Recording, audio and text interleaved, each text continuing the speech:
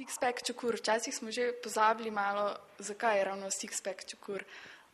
Ja, zaradi six-packa trebušnjaka vsekakor ne, ampak moče bolj zaradi šestorčkov, ki jih radi spijemo in pa zaradi mojega priimka, ki pač tak je. Enkrat ste dejali, da se mama še ni čist navadila izgovoriti vašega imena, zdaj se že? Jaz rečem, nam je kar Boštjan pokliče bolj lažje, no.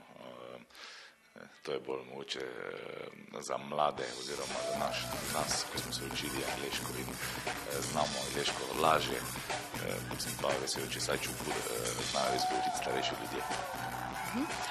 Reperjev je na naši sceni vedno več. Koliko prostora je še koliko reperjev še imamo v Sloveniji prostora? Slovenija ima dovolj prostora za, ne samo za reperje, tudi za ostalo stroko, ampak se mi zdi, da pač nek preboj do malo višjega statusa se ne zgodi vsakmu, da rabi še kaj več kot samo dobre rime, tako da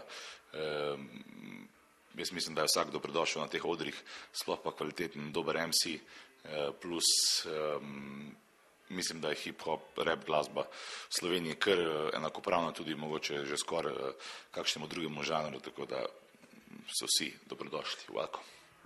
Velenje, Ljubljana, Maribor? Kaj to misliš? Kje je zibelka repa?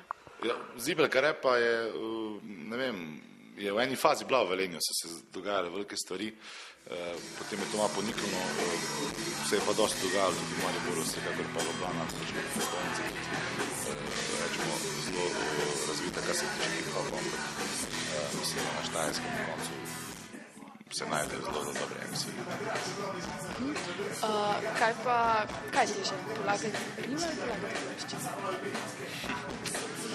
Kaj pa vem,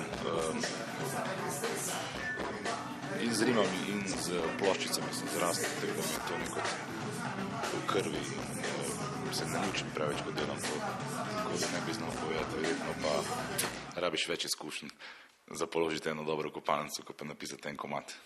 A probava narediti eno rimo za Mariborčane danes, da preženeva dež vse tja do nastopa?